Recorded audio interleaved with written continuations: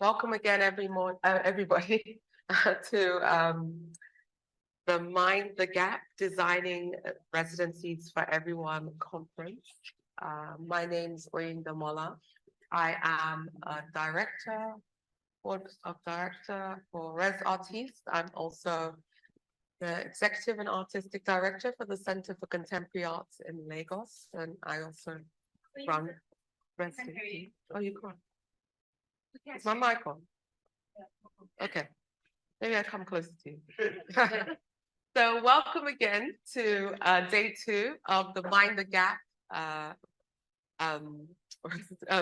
conference program. Sorry, lost track again. Creating residencies for everybody. Just going to reintroduce myself because I saw a few people sneaking in a little bit late this morning. So my name is Oyinda. I'm on the board of Res Artis. I'm also the director for the Center for Contemporary Arts in Lagos. I also run artist residencies, so I'm up here. We are about to kick off the second session of this morning, and we will be focusing on wider residency networks, creating opportunities and working with purpose. For this, we are joined by a dynamic international panel. So we have Iris Ping Chi Hung, who is the president of the Taiwan Art Space Alliance. I think I'll introduce everybody and then maybe do bios. Okay. Sebastian Dahlqvist, who's the artistic artistic director for don't worry, he'll let you know. Eduardo and María González, who are both representing the Museum of Modern Art, Chiloé. Marnie Badham, who is actually the secretary for Res Artis as well. So I'll let a few people are still sitting down, but I'm going to kick off with bios, and then this morning session will kick off. So Marnie Badham is an artist researcher with a 25-year history of art and social justice practice in both Canada and Australia. She is an expert in socially engaged art, the politics of cultural measurement and community partnerships. She's also contributing to industry standards in public art commissioning, artist residencies, and arts funding.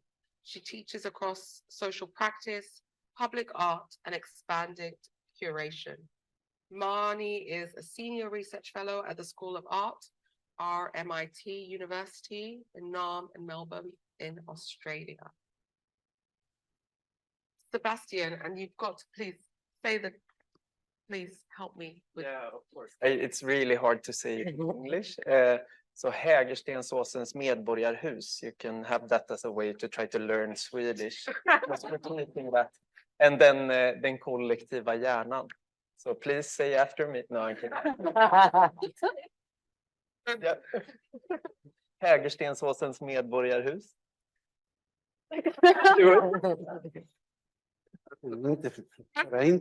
Artist teacher based in Stockholm. He's working as an artistic and executive director for the Culture House, part of running the Collective Brain. He's part of running the Collective Brain, which is a national network for self-organized cultural houses, and is a teacher at the Royal Institute of Art in Stockholm. And which he's Eduardo is the director of the Chile Museum of Modern Art, Chile. He's a founding partner, and he's the director of the network for visual arts residencies in Chile, lado, pronounced it. And joined by his partner María González, who was born in Chiloé, Chile, and graduated in 1977 with a Bachelor of Art, with a mention in engraving, and a Bachelor of Aesthetics from the Pontificia Universidad Católica de Chile. She has also exercised the discipline of astrologer since 1980.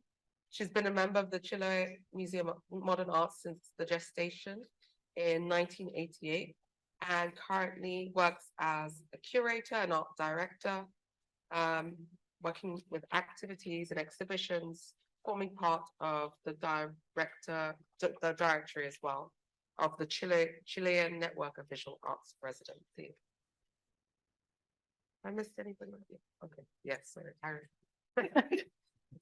Iris Ping-Chi-Hong is an independent curator and art coordinator based in Taiwan. She holds an MA in cultural industry from Goldsmiths, University of London, focused on the role of pop art culture in gentrified areas. After managing Bamboo Curtain Studio and Taipei Brick House, she is currently the president of Taiwan Art Space Alliance, as well as a member of the curatorial team, Mutualism. Her practice explores the supporting systems in the arts, cross-disciplinary collaborations, international exchanges, and local connections. Her curatorial interests focus on perception and emotion through various body experiences, which was on full display in her most recent exhibition, Mirror, an online exhibition about the craft of healing in 2022, and also present in Inhabit 2021, the art of transformation from residency to engage, the art of transformation from residency to engage with craft 2020. She has participated in international artist residencies at Cité International de Arts 2021, the Fulbright Taiwan Ministry of Culture Arts Professionals Program 2023. I'm going to pass over to you. I'm going to try and be really strict with timing. So if we run out of time, you'll see me with a little sign so that we can get as many questions in. I think 10 minutes each. Yeah. Okay. Does everybody feel comfortable? I don't know if the clip is on the table.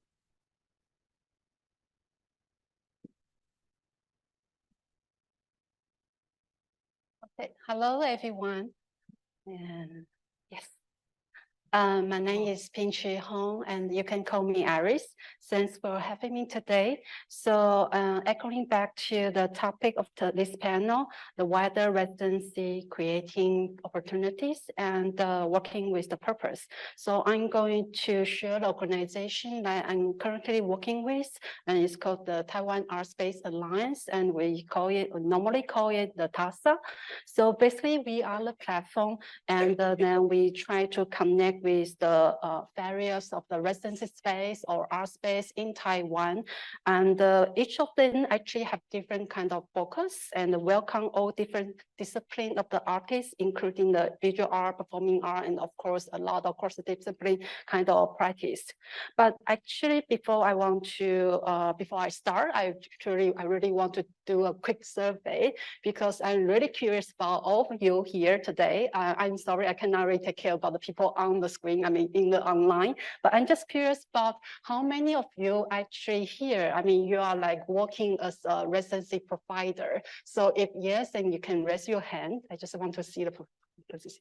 Oh, okay. And then, so, okay, it's too fast. Should we raise the hand again? Yes. Yeah. And then how many of you are artists who are looking for like, understanding more about the residency and looking for the opportunity, something like that? And please raise a hand. Okay. And then how many of you are more like a platform, just like us? I mean, like we don't really have physical space, or maybe some of you have it, but more like connecting with each one and doing the international one. So we got one here, one here. Oh, it's got quite a lot as well. Yes, well, not a lot, but we are here anyway. Yeah, I mean, it's very nice for me to try to understand about the different kind of composition. And I also know, like most of you actually wearing different hats like me, because as a freelancer, I mean, like sometimes working as a curator, sometimes working as a coordinator, researcher. So it's always like good to see a different kind of the combination here. So Great. Okay. So before I also really going to start to kind of introduce our organization, but I just want to do a very short introduction, short kind of the bio about the artist in residency history in Taiwan, because just 2 minutes. Bear in mind, because I also feel it's very important to let you know about the situation. Then you also know why why the TASA kind of set up back in 2016. So basically around 90s, and I believe it's just like most of the organization or most of the situation in East Asia, like Japan and Korea, like Taiwan government actually started the interest about the putting regular funding on the residency program and set up the fund for the old agreement to support the Taiwan artists to go abroad to develop their career. And that's a very interesting kind of moment. And also we have a lot of questions. People will have a lot of questions about why our government want to put the regular funding to support the artists, even though they didn't see the outcome, but it's just mainly to support their kind of early development. So of course, then we really have to thank for a lot of the pioneers who make the strong advocacy with a serious research on the impact of the residency from the global case studies. And they had to successfully persuade the government saying that we really need this kind of regular funding put into the artist in residency program in Taiwan, and also providing the space, programs, and opportunity. And of course, we are not just hosting the local artists, international artists on site, but we also really encourage the Taiwan artists to go outside to see and then to develop their kind of art career. So there's a lot of discussion in this kind of the research. So it's something like what is the meaning of the residency and what kind of the different type of residency in global kind of context. And of course, like how are they run their residency in terms of the content and in terms of the financially, and then what is benefit from the residency program. And of course, I can keep going on a lot of the different kind of questions, a different kind of the entry point, like when we are doing this kind of research, even though those questions we are still discussing, till nowadays. And then we also kind of question ourselves, it is possible that we can do more, as a residency space or as a residency platform. So what can we really bring for the artists and curator on all these kind of art practitioners? And how can we really involve the public to join our program? And why we need the public to kind of join with us? And there's a lot of kind of continuous conversation and debates about it. And we are also searching for the right answer or right actions to action for that. And then and also find the proper way to deal with it. And one thing I remember in the conversation with the previous kind of researcher, doing this kind of the research 30 years ago, she's saying that the way how she collecting all the information about residency program is actually by phone and by text machine. And I believe that most of you still remember, what is a text machine do. So you will imagine how valuable this kind of database collected back into that time. And also what is very valuable till now is because according to the data, actually it's almost like maybe 1/3 of the residency program is no longer exists anymore, but you can still see the trace about the international artist residency, how it kind of grow until now.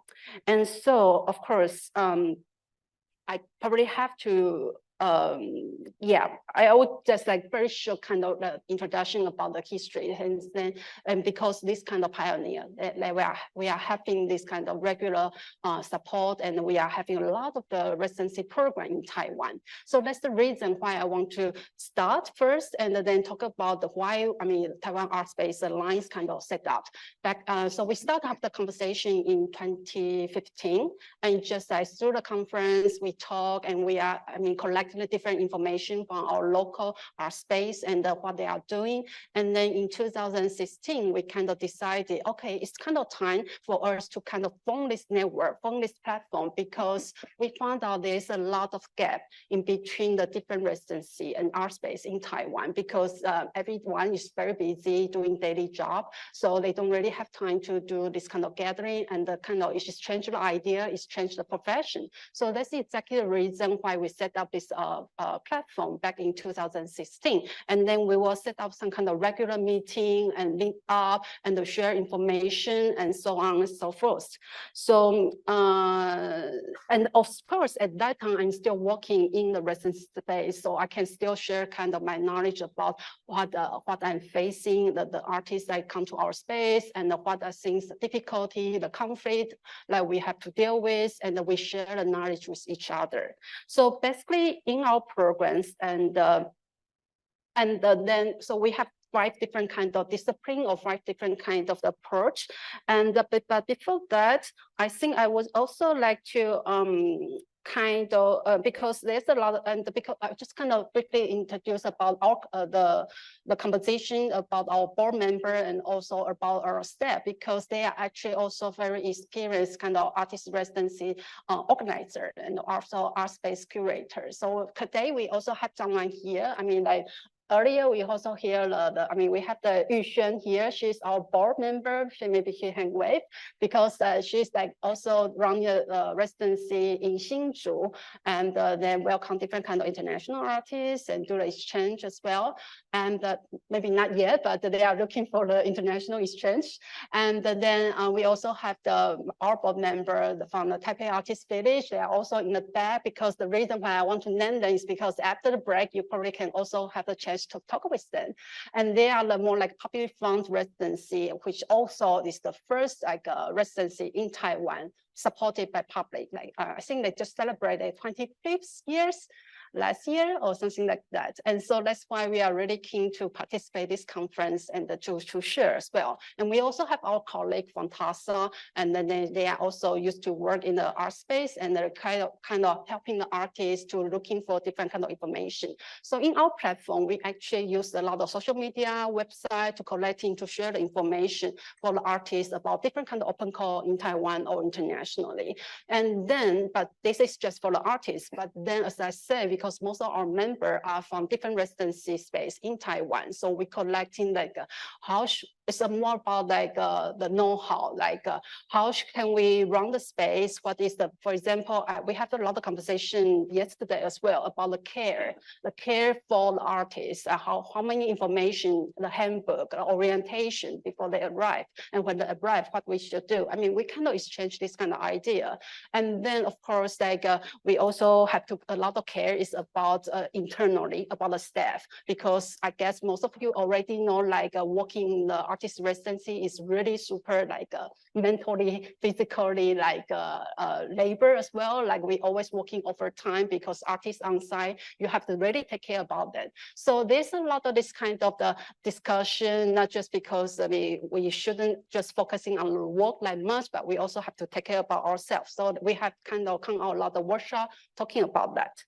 And then, so we back to all the 5 different kind of principles that we always deal with, like within like when we start to have planning the yearly project. So first is more about a sustainable operation, because most of the time in Taiwan, we heavily depends on the governmental support, but we also looking for different kind of partnership.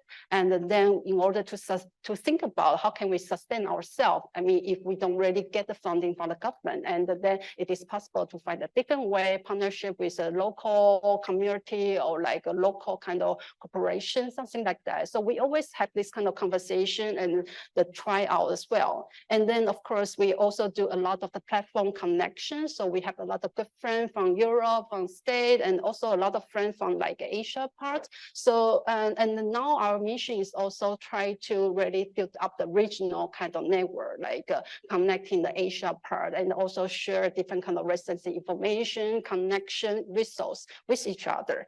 And then, so another one will be more like a talent, and this 3 is more like a programming apart from just networking. So the talent cultivation program and the social inclusion and research center. So firstly, we also find out there's a lot of the art manager who are really need to do some kind of training, or it's maybe not a training, I would say it's more like gathering to share our different kind of difficulty, research and we learn from each other. So sometimes we will organize the let's so-called the leadership program from time to time and to share each other's idea.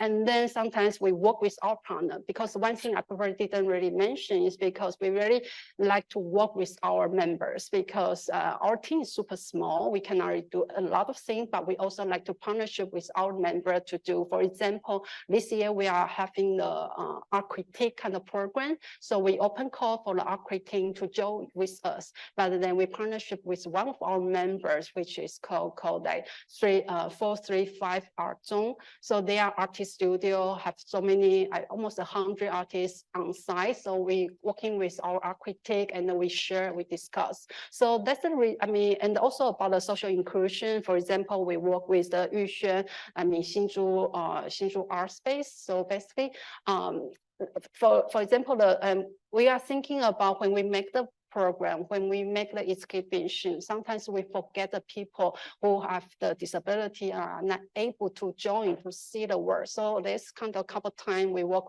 with the specialists and then asking them to help us. How can we really transform or give different kind of interpretation for the people who cannot see, but to really come to enjoy the work. But this is just very like a tryout, because it's like there's a lot of things that we have to do in order to invite the people who have the visual impair or like who have different kind of disability to come to join, to learn, to appreciate the art with us or work with us. And because we are also, I think yesterday there's some presenter is more like standing on the point of view to welcome the artists who have the disability. But because this time we are actually more like working with the association who they kind of take care about the disability people to join with us. So there's a lot of gap in between. So we are still working on that, but this is also another phenomenon in Taiwan as well.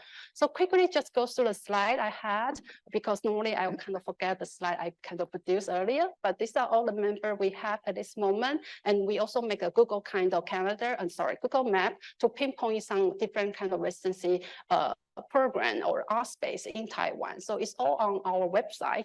And then we also do another kind of programming, working with our Southeast Asia partners. And we are thinking about, especially that one is during the pandemic. So we are thinking a lot about what's going on in Southeast Asia and how they run their space. And because we are trying to create a database for the Southeast Asia kind of the residency space. And then, as I say, that we do a lot of different kind of research, different collection. And this is the mobility guide. Actually, we work with the On the Move, and then I think it's like in 2019, just right before the pandemic. So if you are really interested in knowing more about what's going on in Taiwan, what kind of the residence space, art space in Taiwan, what kind of resource we have in Taiwan, you can Google it. I mean, of course, not Google it. You just go on our website or go to the On the Move website, and you can find this kind of the handbook, the mobility guide. But we are also working on to make a new edition because there's a lot of change after 3 years. So that's it. Thank you so much.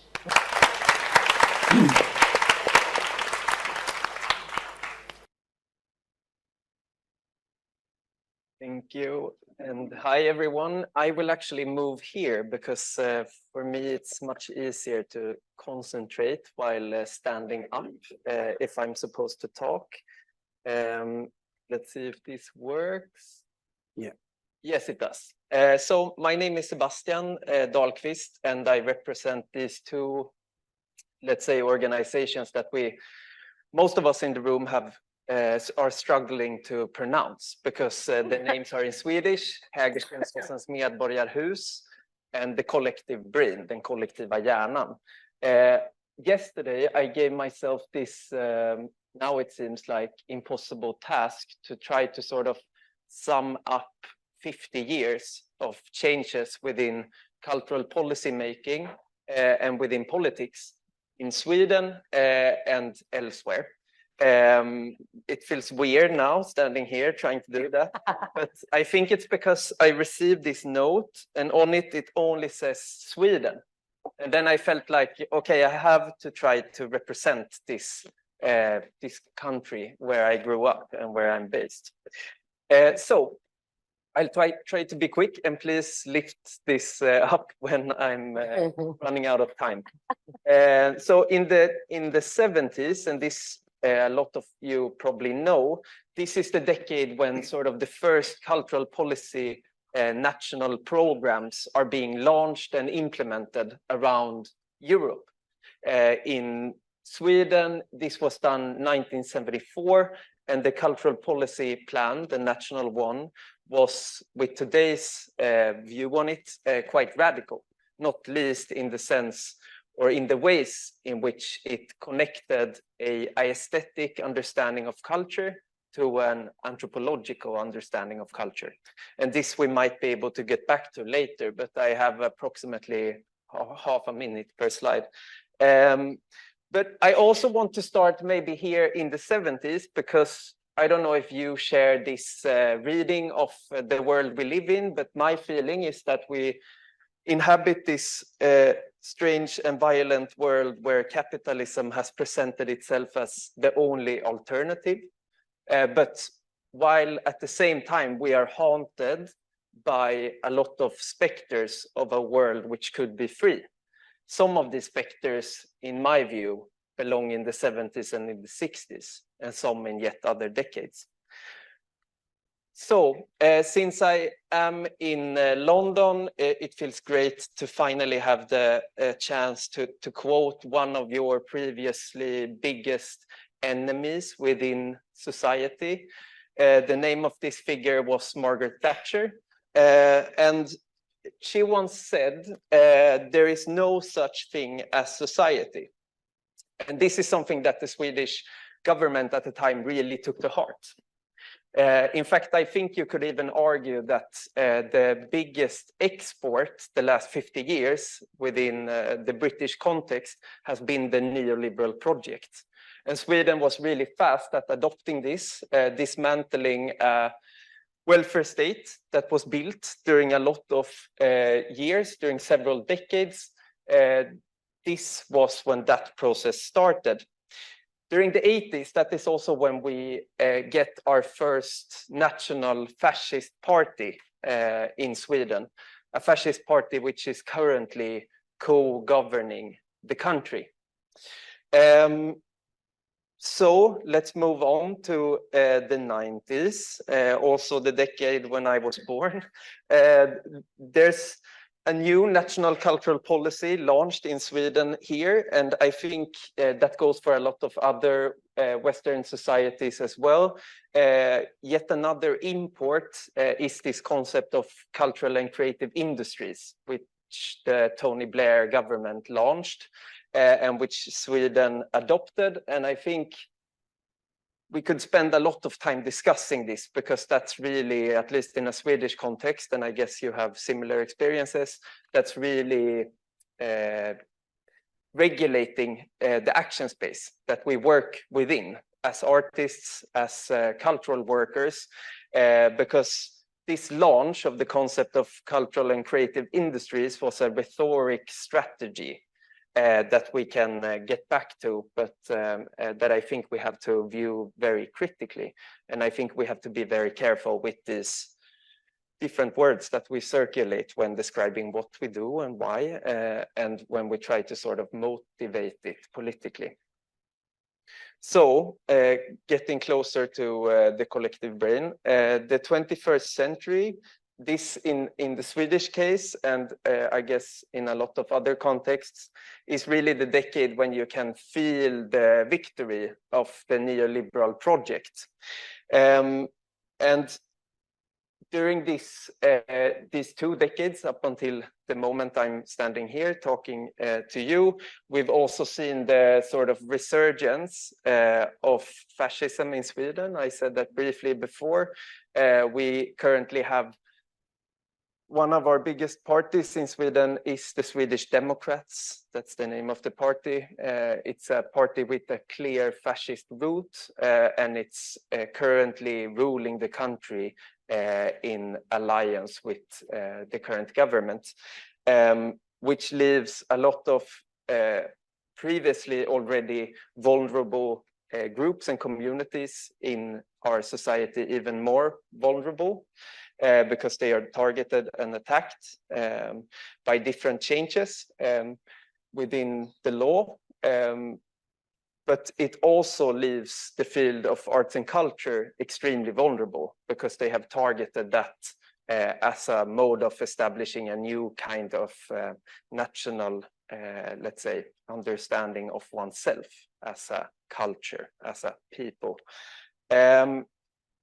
Going onwards, maybe this I have to skip, but it's just a nice figure to see like this, 40 billions.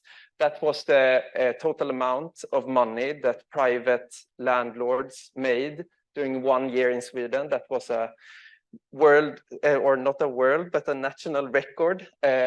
So publicly owned spaces, public spaces in Sweden was sold off during 2020. And this was the like total figure, the money that moved from like us all as taxpayers in this society to the pockets of private landlords. And since then, we've had approximately 40 new billionaires per month in Sweden.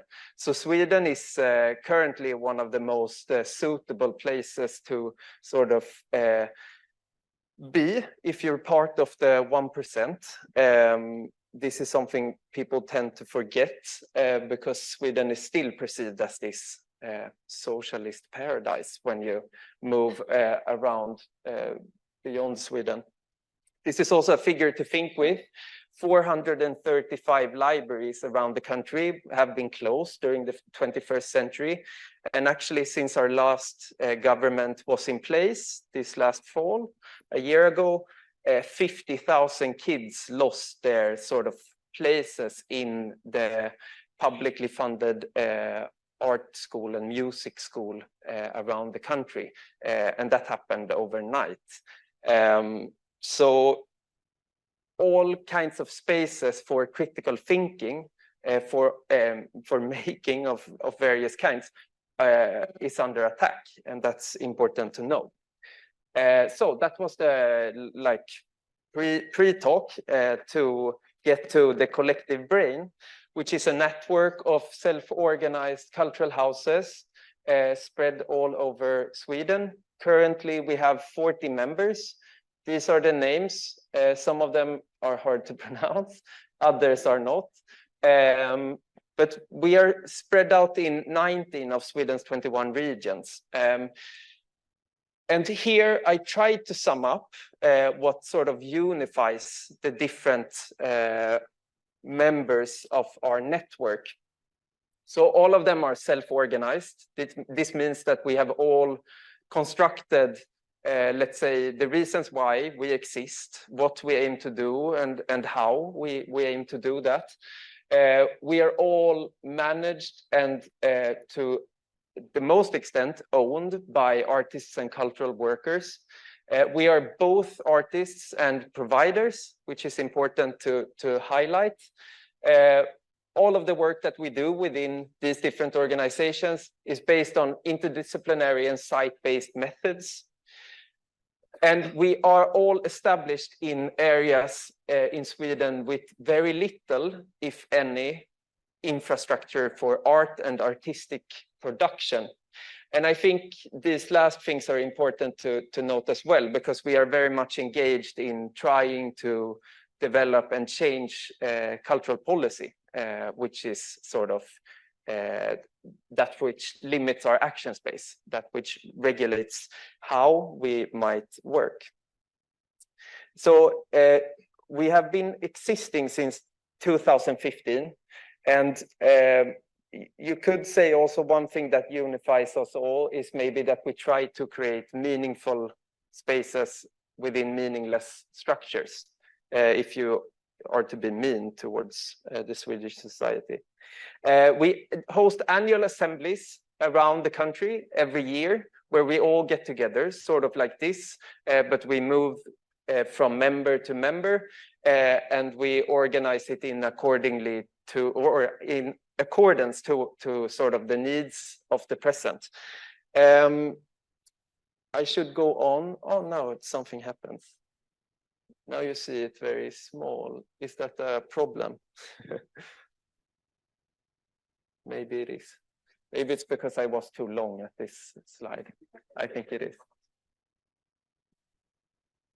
I can start talking, and thank you for trying to help me with this.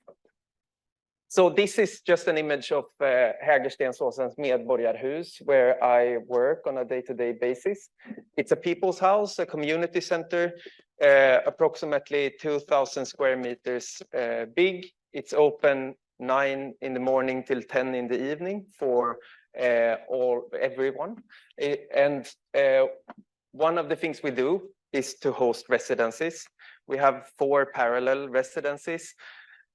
One lasting from half a year to a year, where we invite collectives to work in this people's house and sort of, what do you say, affect the ways in which we work. Sorry, now I see time is running up.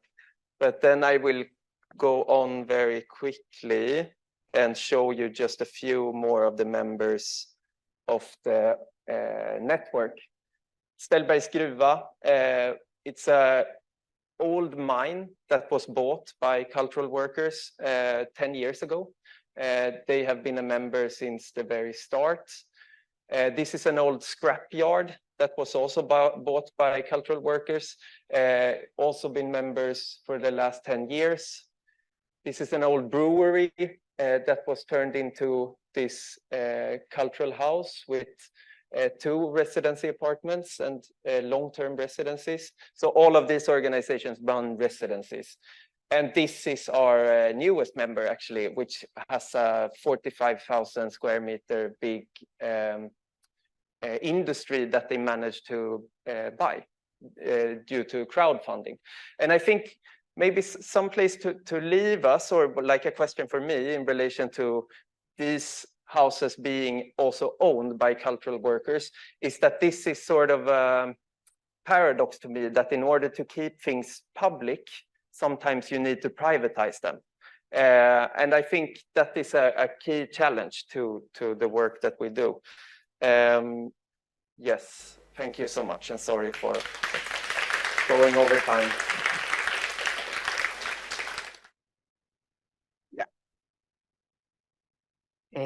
Hola, my name is Coca. I am from in Ireland, from Chile, in the very. I don't speak very well in English, so for these 10 minutes, I will rest in Eduardo. So, which is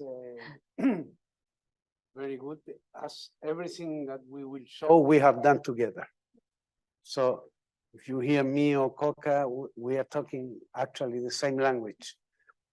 And I'm presenting you this, the first network of visual arts residencies in Chile. We just created it as a way to get together the different areas of this long and special country.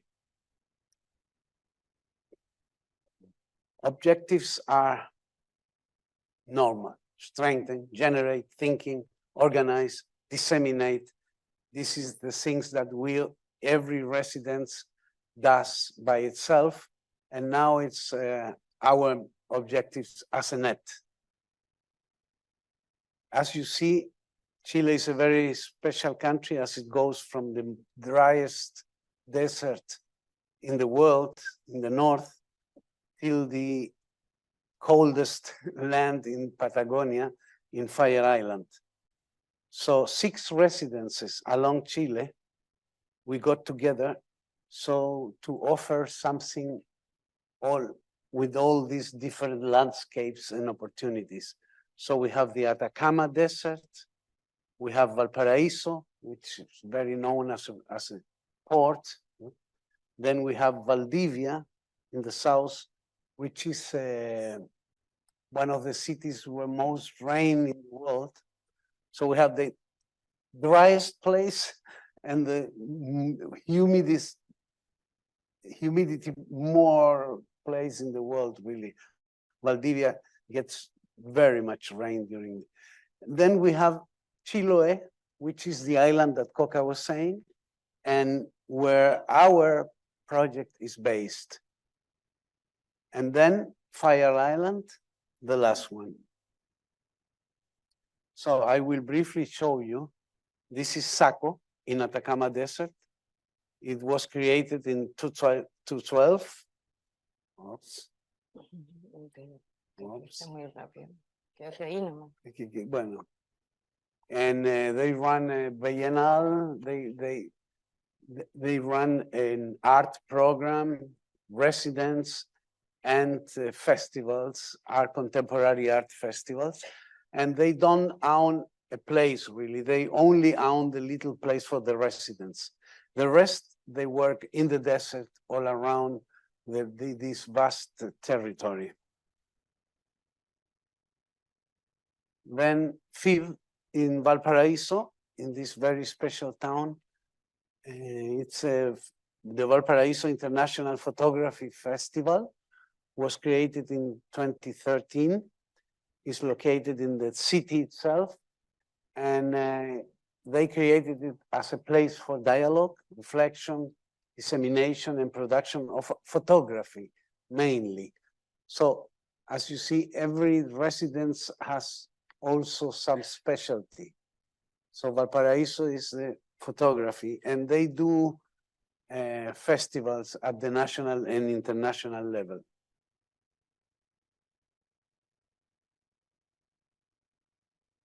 Valparaiso. This is another one also in Valparaiso. It's Tsunami, and they work in sound art. So this is to tell you also, as people comes to this network, they have different specialties they can choose, not only the place or the landscape or the territory, but also sound, photography, fine arts, or other. See, the promotion and development of contemporary sound practices. This is their specialty.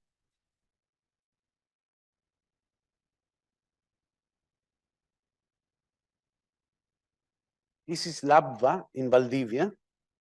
LABVA is, as it says there, an independent and self-managed laboratory that promotes research, experimentation, and prototyping of new material as a tool for environmental dissemination and citizen empowerment with a territorial focus. They work with funguses, biological materials, so there is very specialized again. There are not so many artists around the world looking for this, but if they come, they have this place where they are actually creating construction materials with whatever they find in the landscape.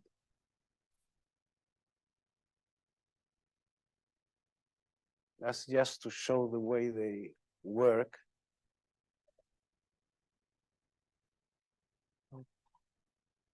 This is Museum of Modern Art Chiloé. That's our project, which after I show you the 6 residences, I will tell you a little story about this place. It's in Chiloé since 1988. That's when we started this. We house a permanent collection of contemporary art from the 80s to nowadays. We call ourselves an active cultural center. We organize exhibitions and activities that stimulate the local culture, and we have the collection, we have the residence. So we have the residence, it's like the creation place. The museum itself is the exhibition place. And then we have the collection where we run a lot of conservatory plants and keeping this huge collection. It's more than 800 big pieces of art. And it's a very historic collection because this was from the dictatorship. dictatorship. So It's very special how start this collection. That's the complex. Up, you see the residence, exhibition rooms, the collection stair, deposito. And some little buildings that we use for children to practice whenever they do these guide visits. They come to this little place. We call them children workshops. It's and this is the Fire Island, the last one of the 6, which is an old lumber factory in Fire Island that has been restored, and they run a very special residency program as it is very hard. It's very difficult in extreme places like this. So when you do a residence there, you have to hack the how you say, the wood to cook, for heating, everything. You have to do everything. There is no way you can have help or pay somebody for doing things. You are really out in the wild there. Yeah. It's very isolated. Very isolated, so they have to make the group and they cannot work in winter, really, because it's impossible. So they work on summer, on print times, pero and very organized. yeah. So coming back to the Chiloé, I will just tell you a little bit about this, why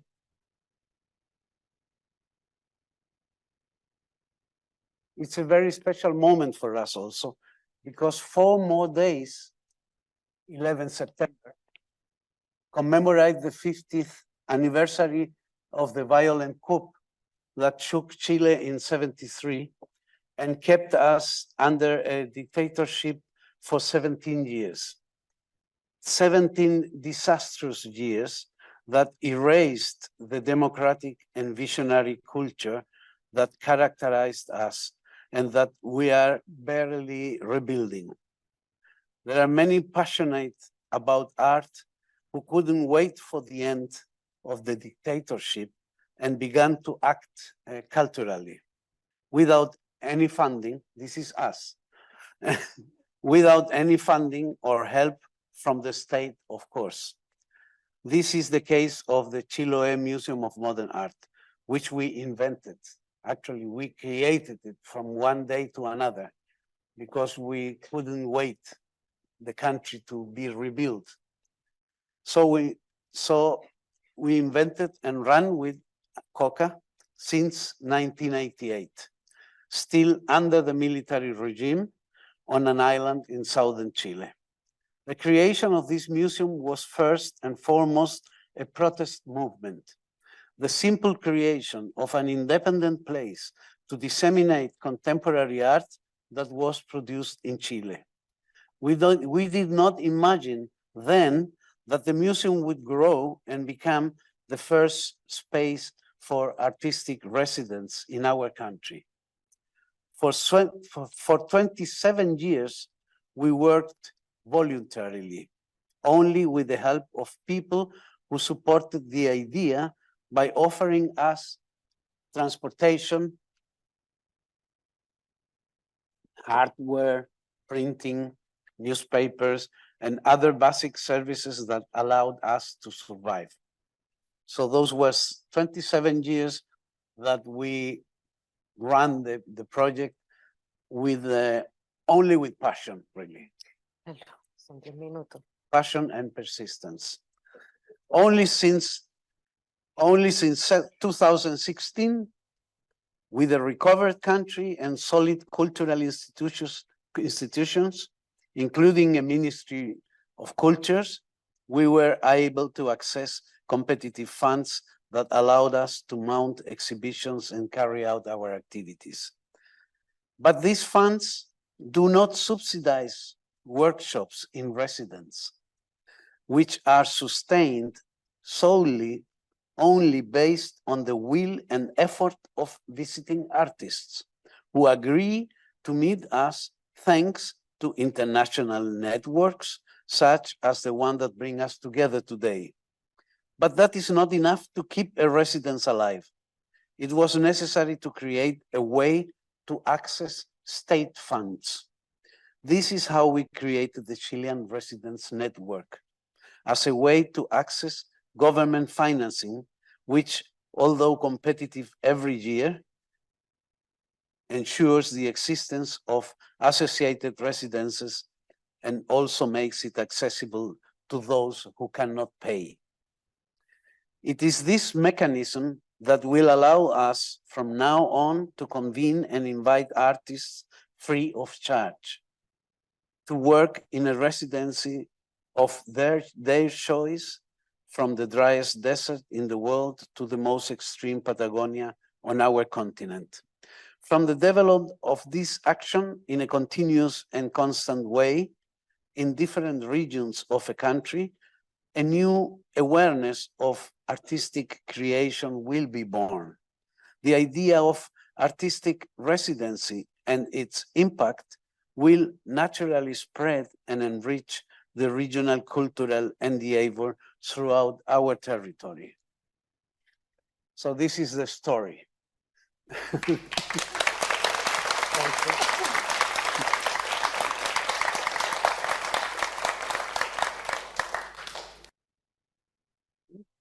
We are ready. Mhm. No problem. Okay. Okay. Anything else you'd like to add? Go ahead. No, no, it's okay. Okay. It's all right. Oh. I don't have any slides today. Okay. Thank you. What a pleasure to meet you all here and spend time together. I've made notes because of my jet lag and tendency to go on tangents. But what a privilege to sit with these amazing colleagues. And thanks so much to Acme and UCL for hosting us for this incredible, well-designed conference. Audio description for those who can't see us. I'm a middle-aged white woman, brown shoulder-length curly hair, wearing a black shirt dress. So I describe myself as an artist researcher, sometimes curator, teacher, sometimes producer, sometimes policymaker, sometimes evaluator. But all of my work is focused on socially engaged arts practice, underpinned by justice activities. I'm an associate professor in the School of Art at RMIT University in Melbourne, Australia. So I recently joined the board of Res Artis. And before I give you a little update on where we're at in relation to the panel theme, networks and working with purpose, I'll share with you my motivations around my interest in artist residencies. So I began my career in art and social justice in a place called Saskatchewan, Canada, supporting artists who work in community contexts like prisons, hospitals, First Nation reserves. We were often hiring artists to work in communities not their own, from other contexts, bringing in external skills, new resources and ideas, but quickly realized, or at least I quickly realized, that capacity could perhaps be created even more so by supporting local artists who were already working in their own communities with no resources. So in Australia, there's a term that I've learned. I've lived there now for, I think, 16 or 17 years, the FIFO worker, the fly in, fly out worker. And it's often a term that's used for the mining industry. Flying in, digging up iron ore, usually, literally extracting value from the local land and community, sending it overseas. Often in Australia, it's sent on a slow boat to China to be processed into something else, into goods to be sold back to Australia. Or the workers taking their wages back to their home lives and families in another community, in larger cities, somewhere else. So it's a cautionary tale for, I think, for all of us to think about the potential for harm in thinking about socially engaged art and also artist residencies.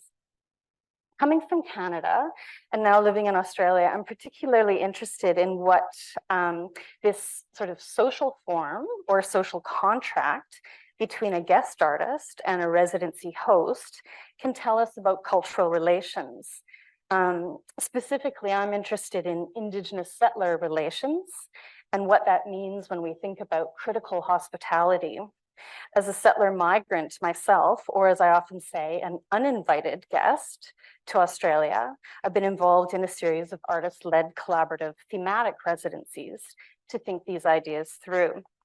So some of the residencies I've participated in or led, set up, funded, resourced in different ways, partnered on, are about exploring a particular geopolitical context, researching our ecological or more than human relations, nomadic forms, more traditional residencies like time at the Banff Centre in Canada or retreats at the last Benedictine monastery in North America. Others are about peer learning, and I'm planning one in November to think about what it means to be working on stolen Indigenous lands in Australia. So I'm really interested in these sort of eclectic practices that are always changing and often driven by artists. So the residencies we're setting up in November is called Forms for Encounter and Exchange. We're collaborating with and being hosted by local First Nations traditional custodians of the land, the Darwal people, from the Darwal language group, to work through these ideas. It'll take place at a major residency centre in New South Wales, an hour or so outside of Sydney, Australia, at the Bundanon Trust, which is a Res Artis member, in fact. There will be about 15 artists and cultural leaders collaborating across 2 weeks. While I expect there'll be a number of creative experimentations, maybe even artworks made, the focus is on relationships and learning together, or rather, unlearning together. And we intend to share these unlearnings more broadly with the sector through video, writing, creative responses. So Bundanon Trust, for a bit of a background, it's quite a well-known residency in Australia, look it up. It's developed a long-term partnership for land management with the Darwal people focused on cultural burnings. It's a term used to describe burning practices by First Nations people to enhance health and land of its people and its people. These controlled cool burns in Australia only take place when temperatures and conditions are right. They assist in bringing back life to the bush plants, which rely on fire to thrive and reduce the dry fuel load on the ground, which often causes devastating bushfires in the summer months. So increasingly, this is an example of what I'm interested in. So increasingly, residencies in Australia and Canada and other Western countries and colonial frameworks are thinking through their relationships with the traditional owners of the lands where they host their residencies, as well as surrounding communities, and what their responsibilities are to these communities. In fact, what the reparations should be for working in these ways. We've been seeing large-scale institutions shifting practice and rethinking purpose. For instance, the MacDowell colony, established 125 years ago in the US, having now provided crucial time and space to more than 8,000 artists. In 2020, MacDowell dropped the word colony from its name to continue efforts to eliminate barriers to participation, moving away from legacies of invasion and slavery and towards thinking about cultural safety. So this is just one or two examples for you, signaling some major changes in the residency landscape. So I recognize the model that we're enacting in November in Bundanon is not only about cultural exchange, but it's also about geopolitical specificity. As we've heard from all the presenters today and yesterday, context is everything. While resources and case studies are useful to share across the sector to help us reflect on our own work, every residency has its own art and community ecology to connect to and respond to in its own way. There's no checklist, there's no one size fits all. So back to Res Artis. We have a new board this year with our offices in Melbourne, but board members from across the globe. If you can wave, we've got Ayinda from Nigeria and UK. We have Gordon from the US and Italy. I'm not sure if I'll see Gordon today. We'll see him later. Marie from Belgium and many, many places.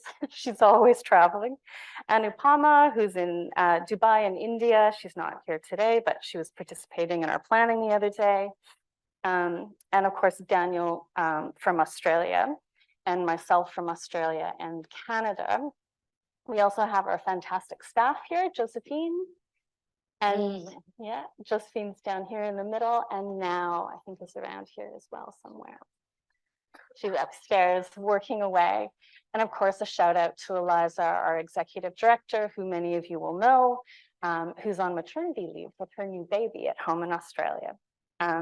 So we've been having the opportunity for the first time to meet face to face at this conference. So on Tuesday, we started undertaking strategic planning. Not only is this a great opportunity for us to, meet all of you, it's actually an induction for many of our board members. So thanks for your patience with many of us getting up to speed. But what we've been focused on is really this thinking about working with purpose. What are our values, which underpin the organization, but also what do our members value? And how does this affect the decisions that we make as a network? So we've been rejigging the vision to incorporate and update these values. A lot of the words that I'll say now are things that we've heard over the last day and a half, but I'm starting to think more carefully about how language functions in different locations and contexts. So we're really looking forward to feedback on these ideas. So we want to champion best practice, diversity, equity, and inclusion, connection, collaboration, and exchange through partnerships, and environmental, social, cultural, economic sustainability. That means about how we work, how we provide care, how we take care of our workers as well. So we began the planning session with a very long list of opportunities and ideas for growth. You can imagine how long that was, but resolved to focus on our member identified priorities. There's 3. This includes primarily, or firstly, building a new machine. It could be updated or it could be a whole new platform, a website that has a better searchable functions. I've heard this from a lot of you over the last day and a half. What is funded and not funded? What discipline? Potential for collaboration or community engagement? There is length, flexibility. Are families welcome? How do they support disability access needs, or do they? What other amenities are there, and so on. The next element of the strategy is the member recognized need for networking and training around best practices in the sector. So here we are. As we've heard so far, the conference, there's a huge amount of knowledge in the room.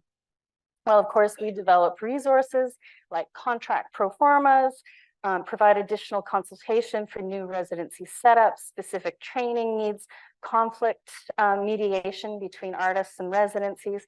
We know that facilitating peer-to-peer learning is probably the most valuable. We're not interested in developing these global one-size-fits-all top-down training ideas, but we do want to champion best practice. We want to think more laterally and regionally. How do we decenter?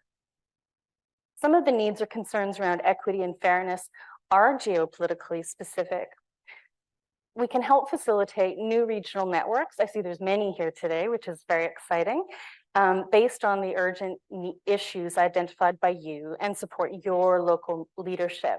This could be accessible online, but also through face-to-face regional meetings to continue the good work we start at our annual conferences, such as this. There's been discussion of a global First Peoples or Indigenous-led network. I've been talking to a number of groups about this, growing capacity in African countries through another self-determined network, and so on, like championing ecological sustainability is another that we've heard about. So a residency host exchange program framework has been developed. This is another peer strategy for you folks to learn from each other. Imagine going to visit one of these opportunities and learning and exchanging ideas. This could, create new exchange opportunities and intergenerational learning, intercultural learning. We can start this model online, of course, matchmaking you with peer mentors or just critical friends to talk through ideas and concerns in a really safe way. So finally, I've been hearing a lot about the need for more data. I think this is something that we at Res Artis has the capacity for through our members and this new machine I keep talking about, the web machine. We need to develop a strategy for collection and analysis of existing trends and residencies, which many of you do already. And the challenges and opportunities. But this is more than evaluation for funders and policymakers. This can set agendas, drive advocacy, better articulate the value of residencies in relation to cultural mobility, transnationalism, diplomacy, and artistic exchange. As we reflect on the changes, the significant changes over the last few years in relation to ongoing and interrelated crises, climate emergency, conflict, fascism, pandemics. So we're keen to partner with our sister networks and support our members. We have over 800 members, over 600 members in 80 countries. I'm told that there's approximately 70 of you here this week. So this is really exciting to come together. So please come to us, tell us what your concerns are, ask us to do things for you. That's our job.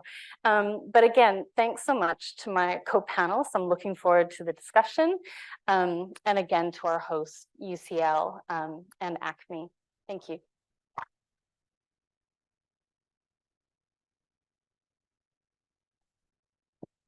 That was really great timing, everyone.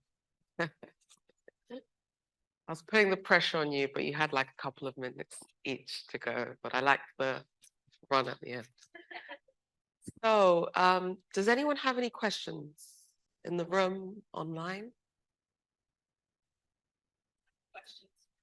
Us? Yes. Each of you gave a really rich context of your, national and regional context. But I'm really interested in your motivations for network building. We've heard a little bit about, the need to get funding, peer support, whatnot. What can a network do that you can't do as an individual provider? I know it sounds kind of rhetorical, but I'm actually really interested in the different sort of cultural frameworks that you each work in how you understand networks. Well, in our case, we have the same objectives. Mhm. First of all, well, I told you about the needs for funding. Mhm. I mean, we are something as a network, but alone, each residence, it doesn't exist. Alone, are you in competition? No, not because of competition, but they don't exist kind of officially. It's they could be alone, they can be run. Of course, we are all with the legal status. It's a corporation, etc. We are all corporations also. So none of us is a family-run house or something like that. It's residences, but we have the same objectives. I mean, it's not because of the funding. What does the funding allow? Yeah. The thing is, with the funding, with state funding, we can open the 6 residents can be open for free. This is our aim, actually. We don't want anymore to be asking for artists to pay. What if we can suddenly or somehow invite artists or receive open calls, whatever, without paying? This is already something. Thank you. And yeah. May I follow up on that? Yes. Because from the perspective of the collective brain, I would say one of the starting points was this need to sort of propose a language to describe these different organizations, these different spaces, because they were not recognized and not understood by policymakers, by funders. So that was like a really clear, clear ambition the first year.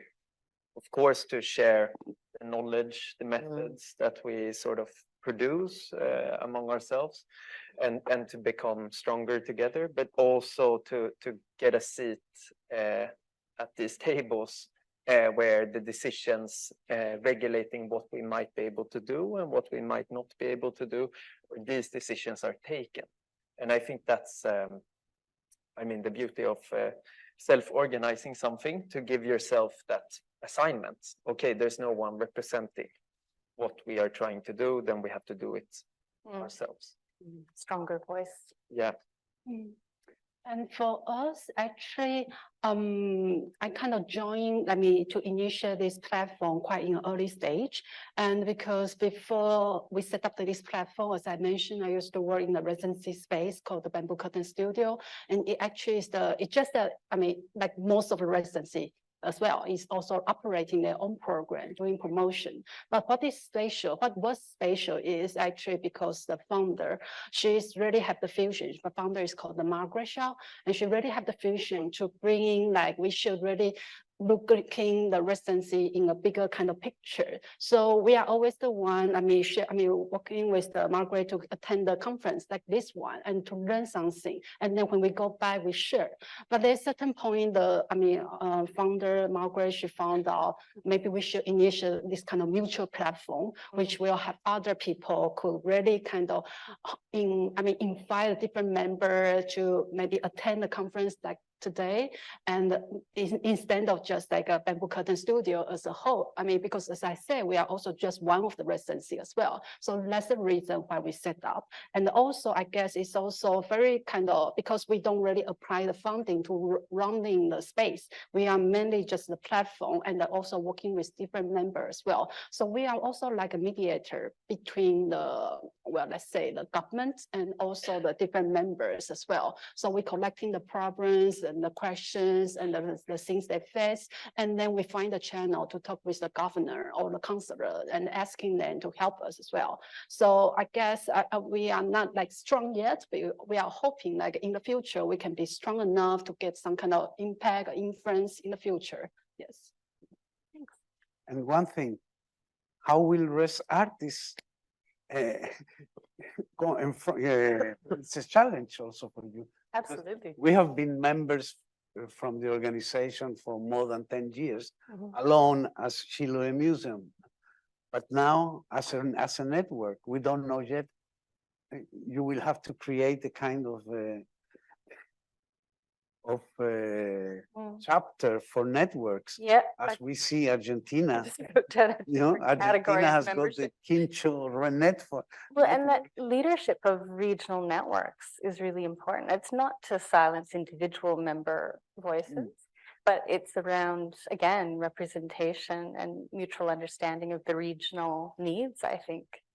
Yeah, thank you. So can I ask maybe? It sounds like there needs to be a way of speaking, or should I say, some expertise around relating with governments as artist residencies. I feel like a lot of artist residency space, we're talking to the grassroots, we're talking to artists, but that's only one set of skill sets. You know, you've talked, Eduardo and Anna, about coming together as a collective, and that was what opened up doors for you to access governmental funding. And the same, I think, for you. And for Iris, I think it's a little bit different because your government was already, thinking about, the importance of working with residency. So maybe it's a little bit different. But what is the, what kind of comms skill set, or what kind of knowledge do residencies need to build or have access to be able to have these kind of conversations with their governments, with their leaders, to highlight the importance of residencies, to clue them up on the kind of offerings and that they have so that they can take advantage of opportunities as well. When we think about education spaces, so I mean, UCL is a school, so automatically they're going to have access to educational resources. But the residencies that many of us run operate as additional alternate learning organizations. How can then they funnel those kind of funds into their organizations? Is that something maybe anybody here feels they could speak to? Well, in our case, we are experimenting. Mm. We don't know. We don't have the answers. We are trying. We get together and we'll see. Each one of us has different. Some of them are programs. Some of them work with disabled people. Some of them work only with contemporary art. So the whole together will create something we don't know. But we will share our residents somehow. We will offer them different opportunities, being a network. But actually, I think it's as residences network, it's not usual. It's starting. I see it here, there, but there are not many. So it is still an experiment. And time will show. And also, yeah, I just share a bit because, of course, the reason why I'm able to be here is because we are quite lucky because for 30 years ago, there's a group of pioneers is already like collecting the grassroots kind of voice and in order to talk to the government. And that's why we have this kind of funding right now, even though the funding is not big enough, but we still have something. So, I mean, and I guess at this moment is that because our government is actually quite open, I mean, like, when I say open, means that if we have the question, we just make appointment with our window contact and we try to talk with them. And as long as they actually, the need, the question, maybe because they're also thinking about how can they do more or improve more. But perhaps the action probably cannot just really change right away, but at least they are listening. So we just try our best. I mean, I guess that's also the reason why we need this kind of alliance, because we're collecting different kind of voice. Also, we can kind of representative for the rest of the members in order to talk with the government and hopefully to find something to change. And also maybe not just the government, maybe just central government, city government, or even the foundation as well. It could possible. So it's more like to be the lead. One more thing, it's strange, but in our case, and also in the Swedish case, you showed us, it's all independent organizations. We are not talking, and none of us is official. So we become official somehow as a network. But if not, we are absolutely independent. None of us, in our case, has got an host organization. None of us depends on a university or a ministry, nothing. So this is in citizen initiatives somehow, that when they get together, they are something. We hope so. Hello again. Just as an idea of, since we're talking about network, to kind of close the circle between the resident organizer about including festivals or programmers within the network as a way to have continuous flow between the artist, the context of making it and showing it, sharing it, touring it, because that's usually where something gets stuck in the pipeline. So I just wanted to share that thought. Thank you. Go here and then,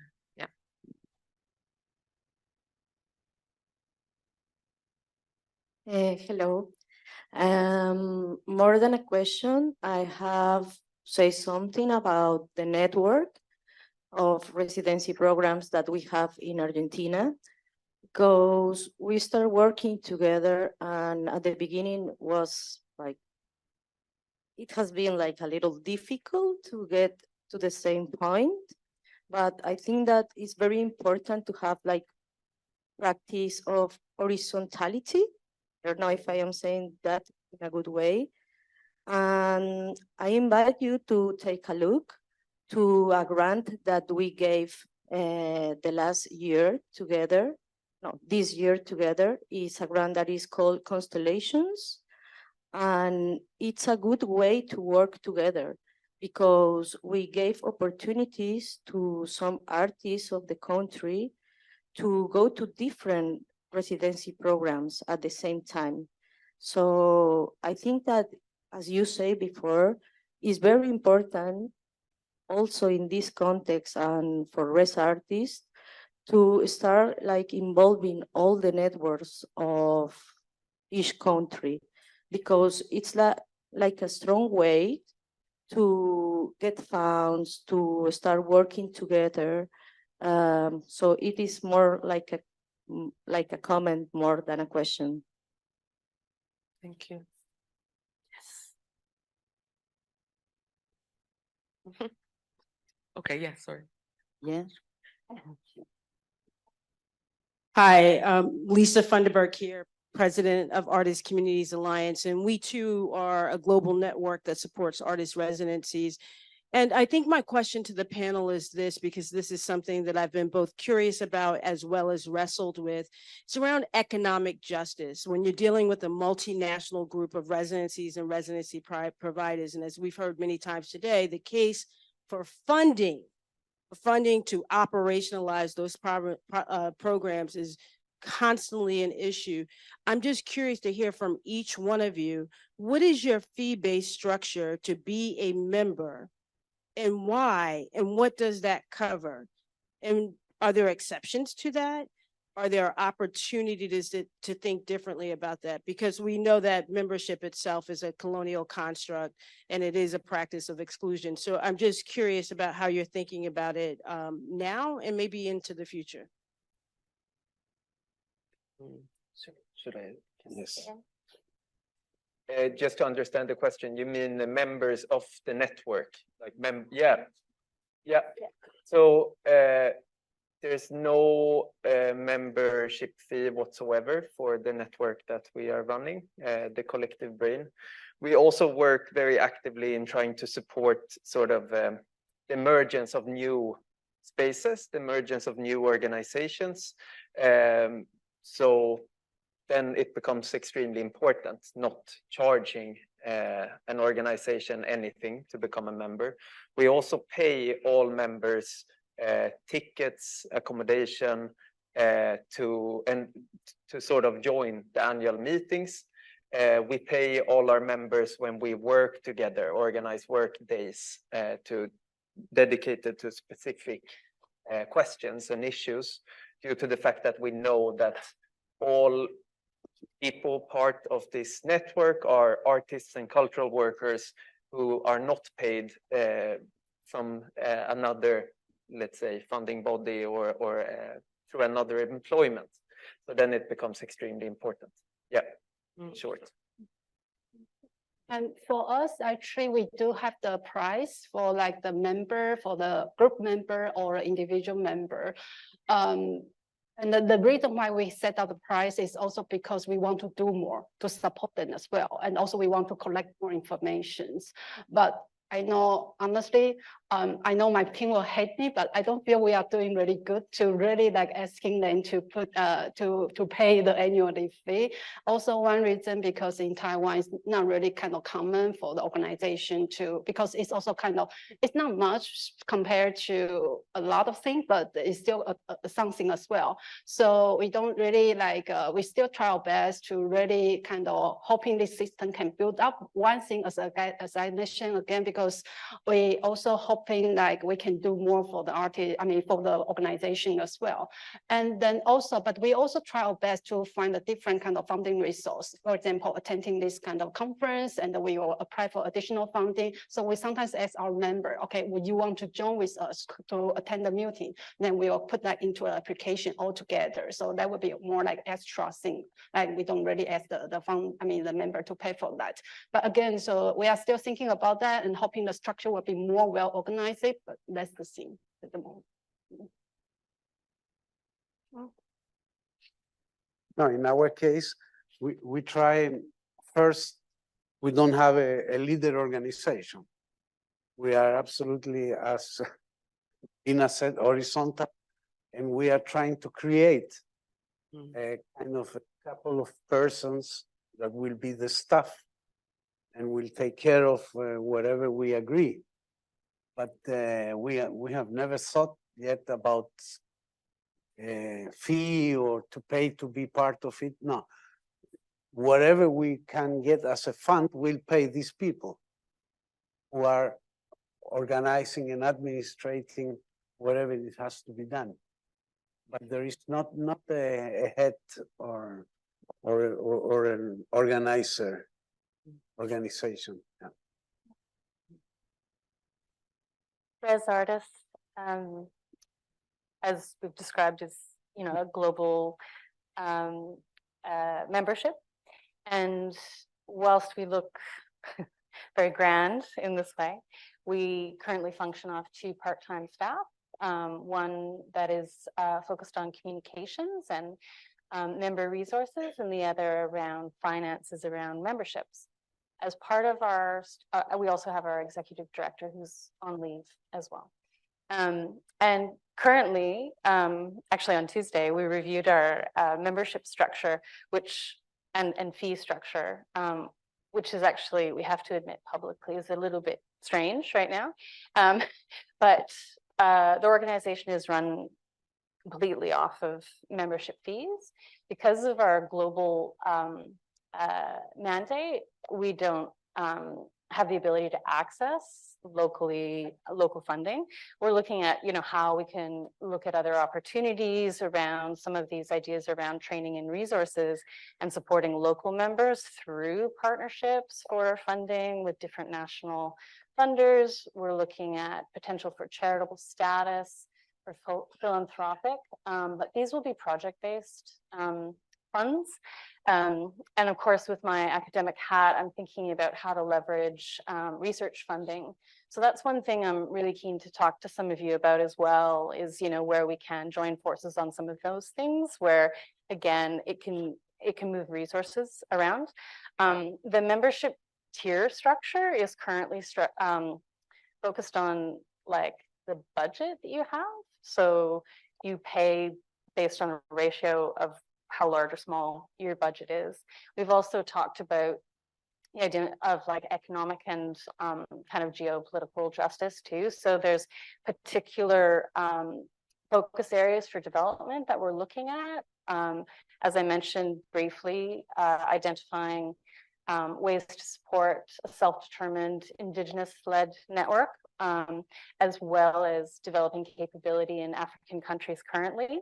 We're aware there's many other areas that require support. So this is where we're thinking about how we can maybe focus on philanthropy to support some of that development. But yeah, for us, it's membership in and out. So it's a very small budget. What membership currently receive is connection to conferences like this, increasingly connection to each other. We want to have more focus on supporting our networks to do that work locally and in their own context around their own issues and needs. And as we say, there's a number of resources and training interests that we're wanting to develop, but we need to actually develop resources, funding resources for that. Thanks for your question. We've got one last. Oh, okay, go on. Oh, please, Josephine. Sorry. Yeah. She knows more than I do. Yeah.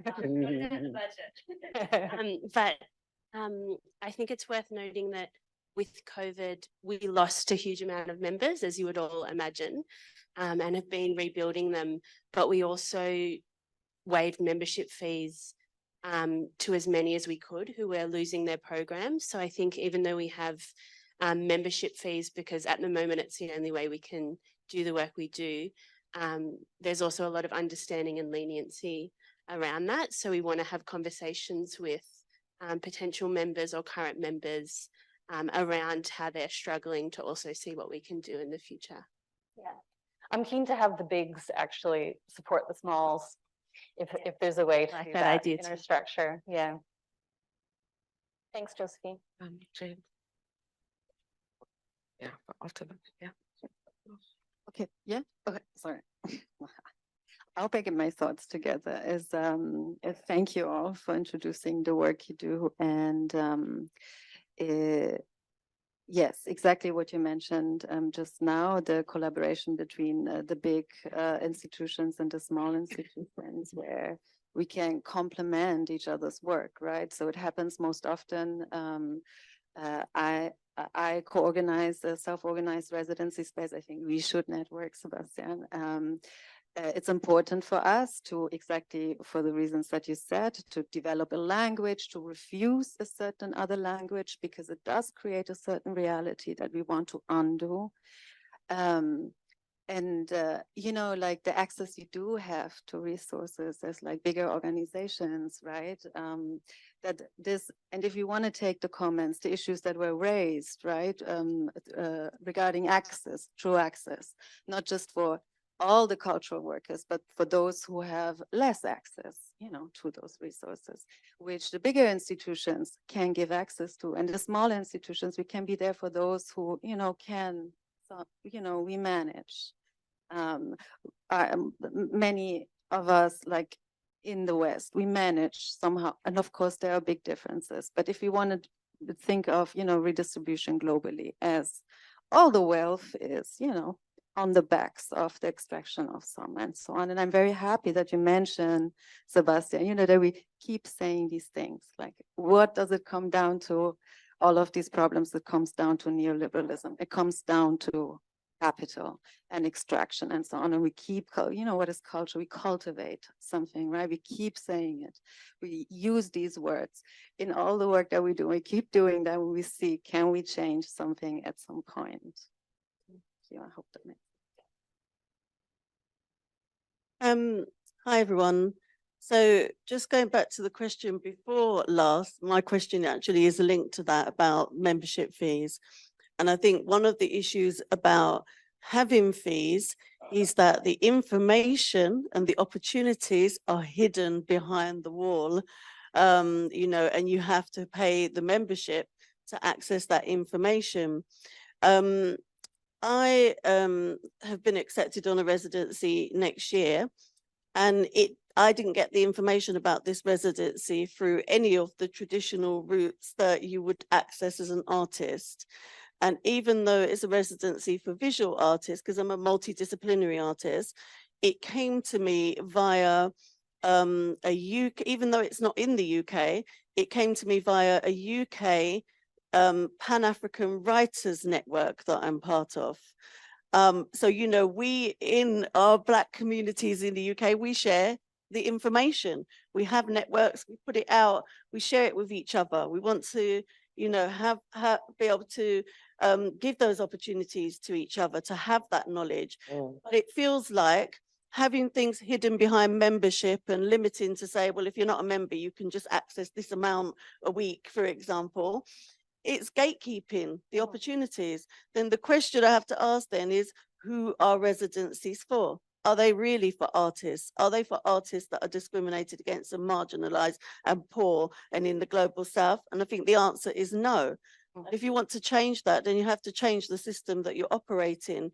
And as I was saying when I was speaking on the panel yesterday, it cannot be the poorest, the artists, that are bearing the brunt of the financial consequences of being able to access arts when they're the ones creating the art in the first place. Yeah. It's not directed at any of you individually, it's just a general comment. Yes. Yes. Agreed. Yes. For artists,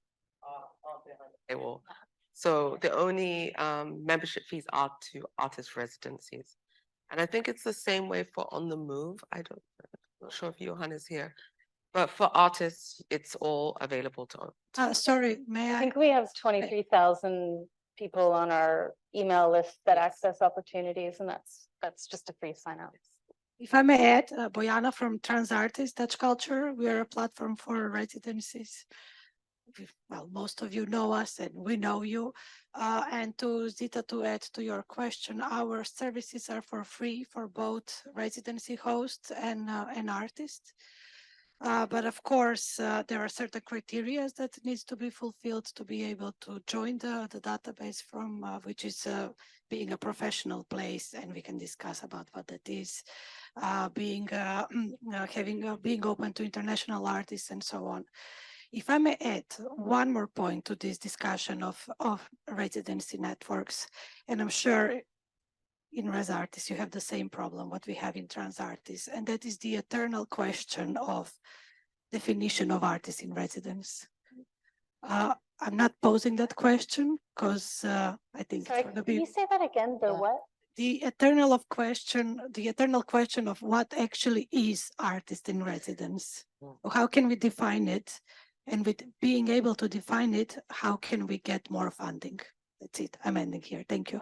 Okay, Thank you. sorry, before that, please, can we just do one last question here, please? I did say I would have to take one last question.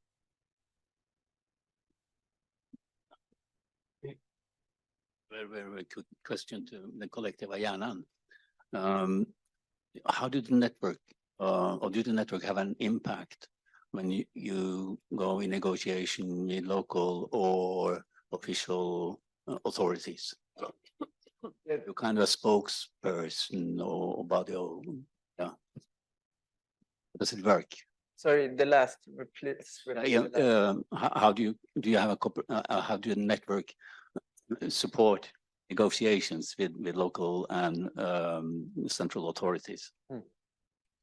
Thank you for the question. I will try to answer it quite quickly. But so, as I said in the beginning, one of the first things that changed when we started was the ways in which the national funding structure was formulated in Sweden. So we managed to sort of open up the national funding for arts organizations to also include self-organized and artist-run institutions. And that, of course, made a huge impact both nationally but also locally, because that meant a lot of our members could all of a sudden apply for funding which was previously closed to them. But then also to say we are in constant dialogue with our members spread out over the country in relation to the cultural policy that is being implemented in the different regions and municipalities where you see new alliances governing the municipalities and regions. And in the Swedish case, this means this quite not quite really violent and dangerous pairing of neoliberalism and neo-fascism, and a new mode of viewing what kind of role arts and culture should play in society. So, and that's like a ongoing conversation-based support, but also preparing colleagues with sort of written material that you can make use of in the negotiations, in the dialogues with local politicians and officials. Yeah. Okay, thank you so much. Round of applause for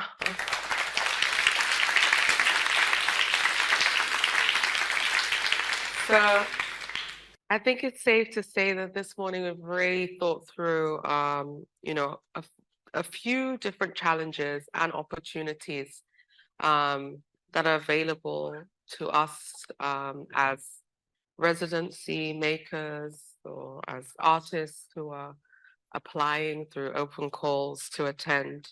I think all the panelists are still around because I know there's still questions that people are grappling with, and maybe new questions formed throughout the morning. So do feel free to engage with the panel through lunch break. It is lunchtime now, so please apologies because we're 10 minutes into lunch. And this is us done in this space for today. After lunch, we will be heading into the peer-to-peer sessions. So there's 4 sessions that will be running: embedded ecological sustainability, working with displaced artists, supporting neurodiverse and disabled artists, working with a fair and equitable mindset. So those are the peer-to-peer sessions that will be running after lunch, followed by the workshops, which you would have already signed up for. You can speak with the Acme team to reconfirm which ones you will be on. And then for those of you joining online, there is the webinar, Building and Activating Your Archive. Lastly, for those of you who still want to attend, there's a sign-up sheet for a continent of multiplicities, which will be running around 6 o'clock. But thank you all again for this morning.